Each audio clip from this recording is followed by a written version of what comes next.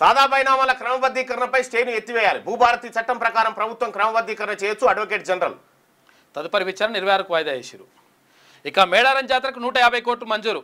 2024 కంటే 45 కోట్ల రూపాయల అదనం. 2026 జనవరి 28 నుంచి 31 తారీఖు దాకా జాతర జరుగుతుంది. అయితే ఈ ప్రతిసారి మేడారం జాతరకు 100 కోట్లు పెట్టుడు తాత్కాలికం. ఇప్పుడు మళ్ళీ వచ్చేసారి మళ్ళీ పోసుడు. శాశ్వతంగా పోయలేరా? ఇవి శాశ్వతంగా పోయలేరా? ఎన్నిసార్లు పెడతారు? ఇంకా పోసిన రోడ్డే మళ్ళీ పోసుడు.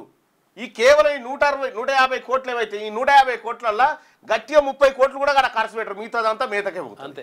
ఈసారన్నా జర మంచిగా పెట్టుర్రి. అయ్యా యూరియా ఒక్క బస్తానైనా ఇవ్వండి అంటూ రైతుల వేడుకోలు. ఆగ్రహంతో ధర్నాలు, రాస్తారోకోలు. తెల్లవారకు ముందే లైన్లలో. రాష్ట్రానికి మరో 50,000 మెట్రిక్ టన్నుల యూరియా కేంద్రం నిర్ణయం వారంలో ఇవ్వాలని తుమ్మల విజ్ఞప్తి. ఇగో యూరియా కోసమేనా గిడలో వెళ్ళి మహిళలు? ఇగో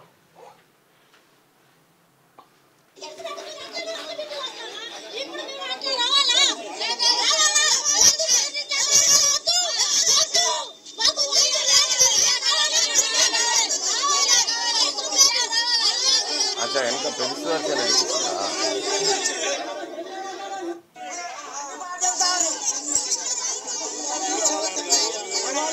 యూరియా పంచాయతీ. ఈ యూరియా పంచాయతీ ఇట్లుండే.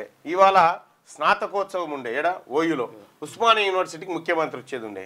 ఈ స్నాతకోత్సవం ఎగబెట్టి సుదర్శన్ రెడ్డి నామినేషన్ కురుకుతున్నాడు ముఖ్యమంత్రిగా. గెలిచేది లేదు, సచ్చేది లేదు. చూడు ఆయన కులపాయన నామినేషన్ వేస్తున్నాడని ఎట్టురుకుతున్నాడో.